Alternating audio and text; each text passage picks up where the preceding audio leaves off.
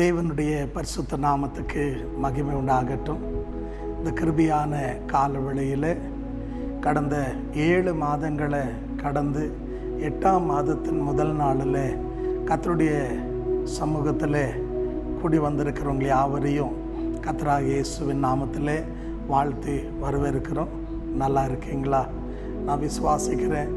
கடந்த 7 மாதங்கள் கண்டிப்பாக நம்ம கடந்து போன எல்லா பாதையிலும் கர்த்தர் நம்மை கைவிடாமல் விட்டு விலகாமல் நமக்கு பக்கபலனும் நிழலாக இருந்தார்.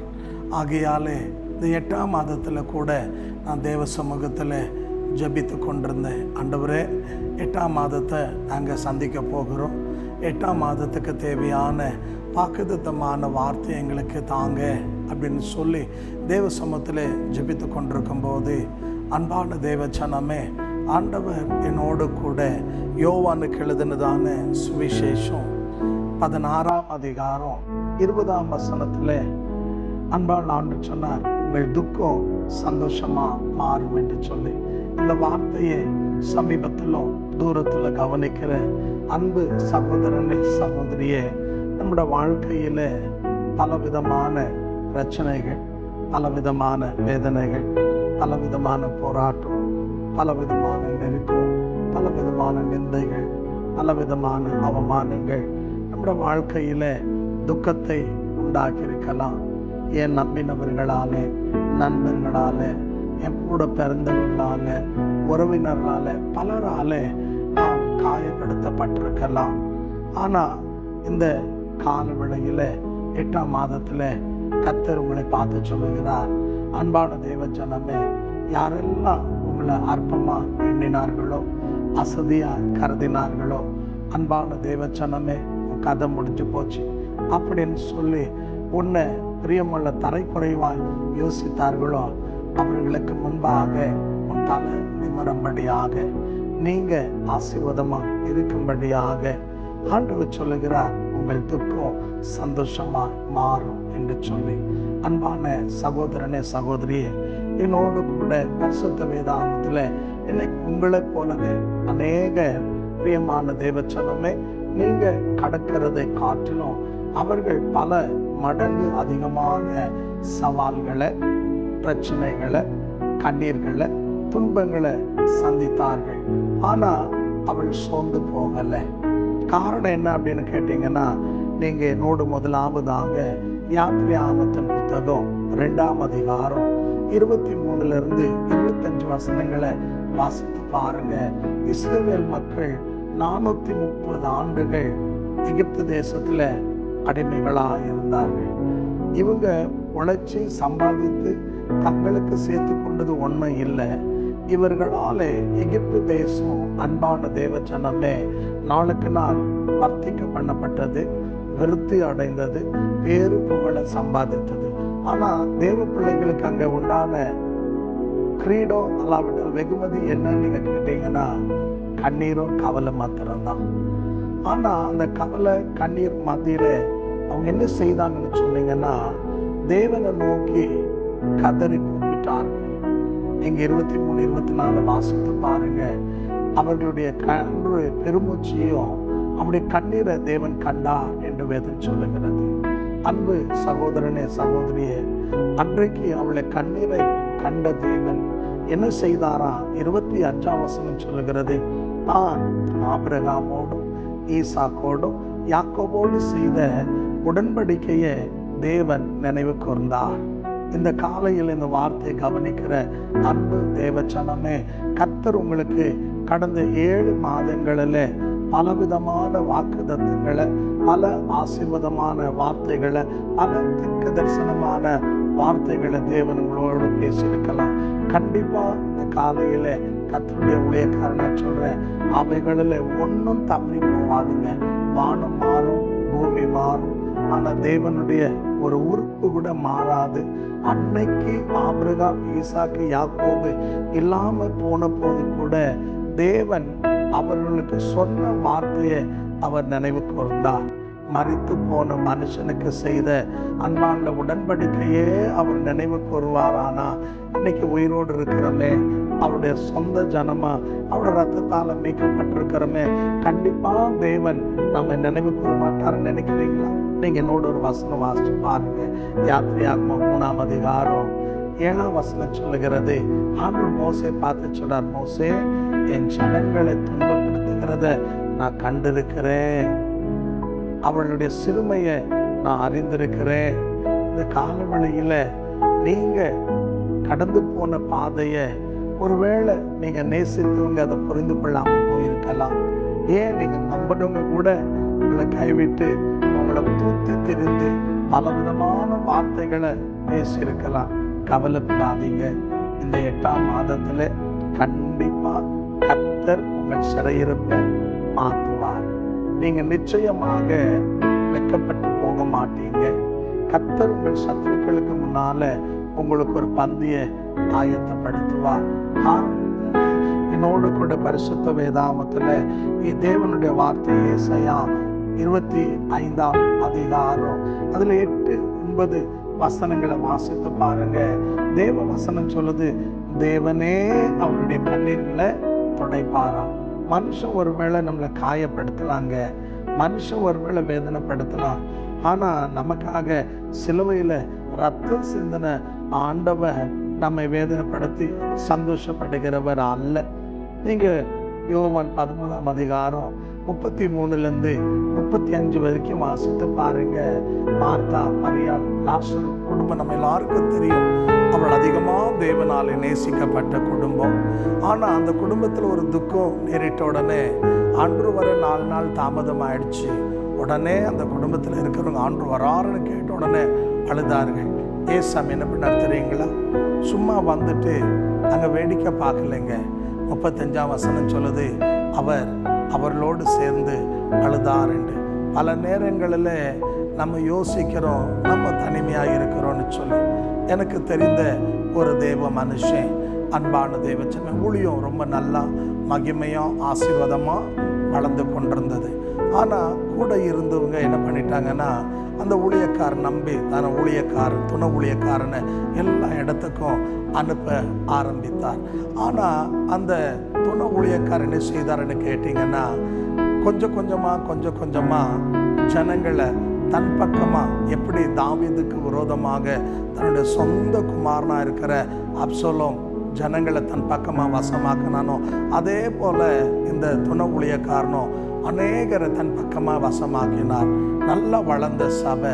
திடீர்னு பார்த்தீங்கன்னா மக்கள் அந்த துணை ஊழியக்காரனை நம்பி, அவர் பேச்சை நம்பி, அவர் இந்த ஊழியக்காரனை அவதூறாலாம் சொல்லி ரொம்ப தரைக்குறைவெல்லாம் பேசின உடனே சபையின் மக்கள் அவங்க நம்பிட்டாங்க. ஏன்னா இன்னைக்கு உண்மையை காட்டிலும் பொய்யை தான் அதிகமாக ஜனங்க நம்புகிறாங்க.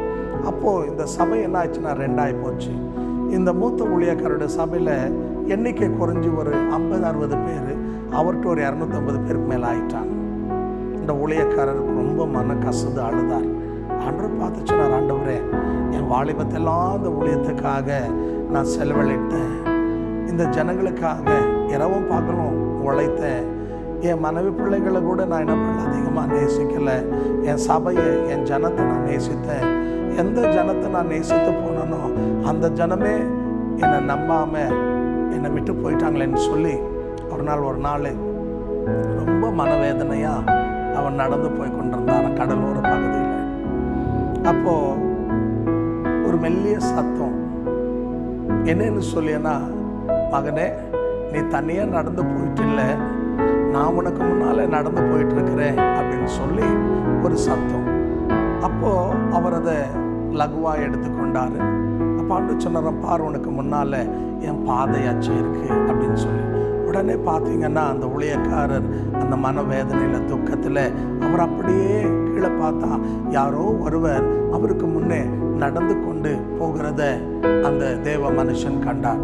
சற்று தூரம் போன உடனே அந்த கால் அடிகள் மறைய ஆரம்பித்தது. இவர் அழுது சொன்னாரா, ஆண்டவரே, நீங்கள் கூட இவ்வளோதான் என்னோடு நடந்து வருவீங்களா அப்படின்னு சொன்னாராம். அப்போ ஆண்டவர் சொன்னாரா, மகனே, இப்போ இது வரைக்கும் உனக்கு முன்னே நடந்த, ஆனால் இப்போ உனக்கு முன்னே நடக்கலை, உன்னை சுமந்து கொண்டு நடக்கிறேன், இப்போ உன் பாரத்தெல்லாம் நான் தாங்கிட்டு இருக்கிறேன்னு சொல்லிட்டு. அன்பான சகோதரனே சகோதரியே, எதுக்காக இதை சொல்லுகிறேன்னு சொன்னால், பல நேரங்களில் நம்ம யோசிக்குவோம் நம்ம நிலைமை மாறாதான். நீங்கள் லூக்கா 7ஆம் அதிகாரம் 13ஆம் வசனத்தை வாசிச்சு பாருங்க. நாயின் ஒரு விதவைக்கு கனவு மறித்து போனால் இருந்த ஒரே நம்பிக்கை பிள்ளை, அந்த பிள்ளையும் செத்து போனது. ஆனால் அன்பான சகோதரனே சகோதரியே, அந்த தாய் அழுகிறத இயேசு கண்டு அந்த தாயை பார்த்து அழாதே என்று சொல்லி அவர் பாடையை தொட்டு செத்தவனை அவர் உயிர்ப்பித்தார். அன்றைக்கு அற்புதம் செய்த ஆண்டவர் இன்னைக்கு கண்ணீரோடு இருக்கிற, வேதனையோடு இருக்கிற அன்பான தேவச்சனமே, பல பாடுகளை அனுபவித்த நீங்கள் கண்டிப்பாக சொல்கிறேன், இந்த 7 மாதங்களில் கர்த்தர் கூட இருந்தது உண்மை, அவர் காப்பாற்றினது உண்மை, நடத்தினது உண்மை. ஆனால் 7 மாதங்களில் இல்லாத ஒரு வித்தியாசத்தை இந்த 8ஆம் மாதத்தில் கர்த்தர் உங்களுக்கு கட்டளையிடுவார். நான் கர்த்தருடைய ஊழியக்காரனா உங்களுக்கு தைரியமாக சொல்லுகிறேன். ஏசாயா 60:20 வாசித்து பாருங்க. ஆண்டவர் சொல்றார், உன் துக்க நாட்கள் முடிந்து போகும். நீ எதையெல்லாம் நினச்சி வேதனைப்பட்டு கலங்கனையோ அது எல்லாவற்றையும் தேவன் இந்த காலையில் மாற்றுவார். அன்பான தேவச்சனமே, காரணம் என்ன அப்படின்னா, வாக்கு பண்ணின தேவன் வாக்கு மாறாதவர், வாக்குத்தத்தங்களை நிறைவேற்றுகிற தேவன்.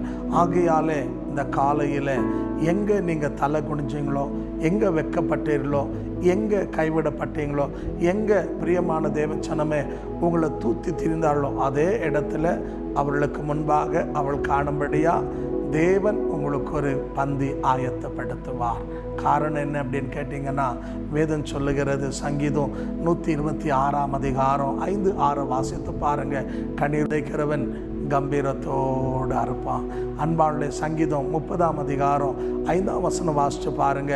அவருடைய கோபம் இமைப்பொழுது மாத்திரம்தான், அவருடைய இரக்கமும் நீடித்த காலத்துக்கு இருக்கும். ஆகையாலே இன்றைக்கு கண்டிப்பாக இதுவரைக்கும் இல்லாத மாற்றங்களை, வித்தியாசங்களை தேவன் நிச்சயமாக உங்களுக்கு செய்வார். வெளிப்படுத்தல் 21:4-5 வாசித்து பாருங்க. அவரே அவருடைய கண்ணீர்களெல்லாம் துடைப்பார் என்று சொல்லி கர்த்தருடைய வார்த்தை சொல்லப்படுகிறது. இந்த கால வேளையில் உங்களுடைய கண்ணீரை தேவன் துடைப்பார். நீங்கள் ஆதியாகமோ 26ஆம் அதிகாரம் அதில் 34-35 வசனங்கள் வாசிச்சு பாருங்க. ஈசாக்கும் ரெபேக்காவும் தன் பிள்ளையை குறித்து மனவேதனைப்பட்டான். 27ஆம் அதிகாரம் 46ஆம் வசனம் வாசிச்சு பாருங்க. சொல்கிறாங்க, நம்ம உயிரோடு இருக்கிறது காட்டிலும் செத்துறது நல்லது அப்படின்னு சொல்லி. ஏன்னா குடும்பத்தில் பாருங்கள், நம்பிக்கையாக இருந்த பிள்ளைங்க, அந்த பிள்ளைங்களை தங்களோட வாழ்க்கையில் பெற்றவங்களை மதிக்காமல் தங்களுடைய சொந்த விருப்பங்களை, ஆசைகளை நிறைவேற்றும் போது பெற்றவங்களுக்கு வேதனை உண்டானது. ஆனால் அன்பான தேவச்சனமே, இந்த காலையில் கர்த்தர் சொல்லுகிறார், அன்பான தேவச்சனமே, சங்கீதம் 90ஆம் அதிகாரம் 14-15 வசனங்களை வாசிச்சு பாருங்க. மோசே அழகா ஜெபிக்கிறார், நான் சிறுமைப்பட்ட நாளுக்கும் துக்கித்த வருஷத்துக்கு தக்கதாக என்னை ஆசீர்வதியும் என்று சொல்லி. இந்த காலவெளியில் கர்த்தர் கண்டிப்பாக உங்களை ஆசீர்வதிப்பார். நீங்கள் இருக்கிறது போல இருக்க மாட்டீங்க. கர்த்தர் உங்கள் சார்பில் இருந்து யார் மறந்தாலும் அவர் மறக்காமல் உங்களை ஆசீர்வதிப்பார். ஆனால் நீங்கள் செய்ய வேண்டியது என்ன? சூழ்நிலைகளை கண்டு சோர்ந்து போவாதீங்க. விசுவாசமாக, தைரியமாக, நம்பிக்கையாக வாக்குத்தத்தங்களை விசுவாசிங்க. காரணம், செத்த இயேசுவை ஆராதிக்கல, மரணத்தை ஜெயித்து உயிரோடு இருக்கிற இயேசுவை நாம் ஆராதிக்கிறோம். நம்ம ஆண்டவர் பேசுகிற ஆண்டவர், கூப்பிடுகிறவர்களுக்கு சமீபமாக இருக்கிறவர், கூப்பிட்டா பதில் தருகிறவர். எத்தனை பேர் விசுவாசிக்கிறீங்க? இந்த காலையில் இந்த வார்த்தை கவனித்து கொண்டிருக்கிற என் அன்பு சகோதரனே சகோதரியே, நிச்சயமாக முடிவு உண்டு. உன் நம்பிக்கை வீண் போகாது. கர்த்தர் உன்னை ஆசீர்வதிப்பார். அதனுடைய தொழிலாக இருக்கலாம், அதனுடைய பிள்ளைகளுடைய எதிர்காலமாக இருக்கலாம், அதனுடைய குடும்ப வாழ்க்கையாக இருக்கலாம், அதனுடைய ஆவிக்குரிய வாழ்க்கையாக இருக்கலாம், அதனுடைய ஊழியமாக இருக்கலாம், உன் சரீர சுகத்தை குறித்தாக இருக்கலாம், பிள்ளை இல்லாத நிலையாக இருக்கலாம். எல்லாவற்றுக்கும் தேவன் முடிவு கொண்டு வருவார். உன் சொந்த கண்கள் காணும். எத்தனை பேர் விசுவாசிக்கிறீங்க? இருக்கிற இடத்துல தலைகளை தாழ்த்தி கண்களை மூடி ஜெபிப்போமா? ஜெபிக்கும் போது கர்த்தர் உங்களுக்கு அற்புதம் செய்வார். உங்களுக்கு வித்தியாசத்தை கட்டளையிடுவார். ஏன்னா வானம் மாறுங்க, பூமி மாறும், கர்த்தருடைய வார்த்தை மாறாது. அவர் எதற்காக வார்த்தை அனுப்பினாரோ அதை நிறைவேற்றுவார். விசுவாசியுங்க. ஜெபிப்போம். கிருபையாய் நேசிக்கிற நல்ல ஆண்டவரே, சமீபத்திலும் தூரத்திலும் இந்த வார்த்தையை கவனிக்கிற என் அன்பு தேவ ஜனங்களுக்காக ஜெபிக்கிறோம். இந்த 8ஆம் மாதத்தில் உங்கள் துக்கம் சந்தோஷமாக மாறும் என்று சொன்ன தேவன் அன்னாளுடைய துக்கத்தை சந்தோஷமாய் மாற்றினவர். யாவீனுடைய துக்கத்தை சந்தோஷமாய் மாற்றினவர். இந்த வார்த்தையை கவனிக்கிற என் அன்பு தேவ ஜனங்களுடைய துக்கங்களை சந்தோஷமாய் மாற்றும். எதையெல்லாம் நினைத்து சோர்ந்து போனார்களோ, கவலைப்பட்டு கண்ணீரிட்டார்களோ, அந்த கண்ணீரெல்லாம் தேவன் துடைத்து, ஆண்டவரே அவர்கள் எங்கே அவமானப்படுத்தப்பட்டார்களோ அதே இடத்துல உயர்த்தப்பட, ஆசீர்வதிக்கப்பட, அவருடைய துக்கம் சந்தோஷமாக மாற தேவன் உதவி செய்யும்.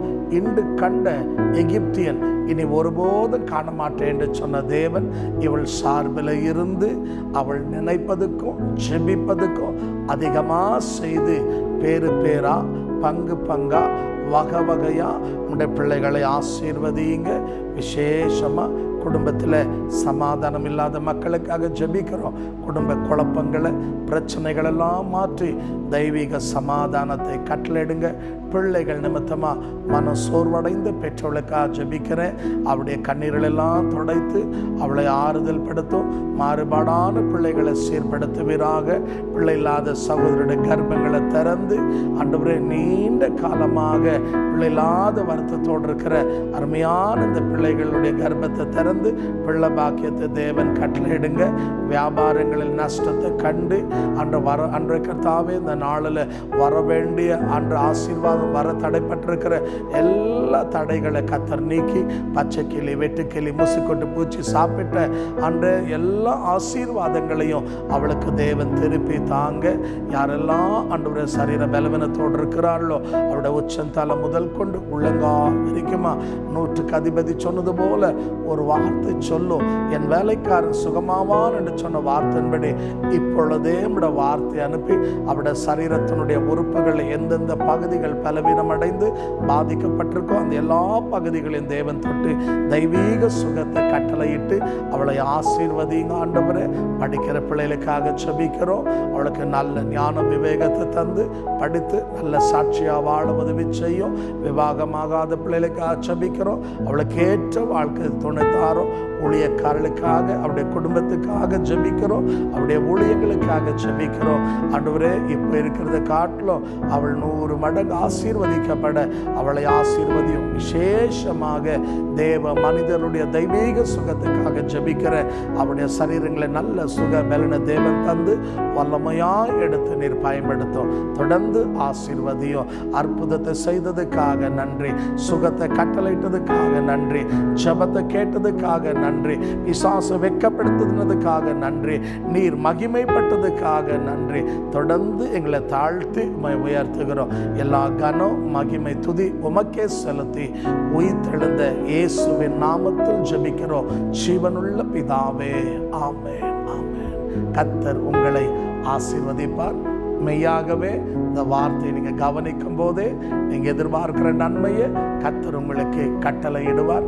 இன்னும் அதிகமாக நீங்கள் ஆவிக்குரிய வாழ்க்கையில் வளரணும், எங்களோடு நீங்கள் தொடர்பு கொள்ளணும் அப்படின்னு சொன்னீங்கன்னா எங்களுடைய தொலைபேசியினுடைய எண்ணுகள் இருக்கிறது. எங்களோடு நீங்கள் தொலைபேசியின் வழியாக தொடர்பு கொள்ளலாம். அது மட்டுமல்ல, கமெண்ட் வழியாக உங்களுக்கு ஜெப குறிப்புகள் இருந்தால் கமெண்ட் பண்ணலாம். ஒருவேளை இன்னும் ஆவிக்குரிய வாழ்க்கையில் வளரணும் விரும்பினா எங்களுடைய யூடியூப் சேனலை சப்ஸ்கிரைப் பண்ணுங்க. வாரம் முழுமையும் நடக்கிற எல்லா கூட்டங்களிலும் நடக்கிற தேவன் பேசுகிற ஒவ்வொரு வார்த்தையும் உங்களுக்கு கடந்து வரும். அது உங்கள் ஆத்மாவை இளைப்பாறுதல் செய்ய.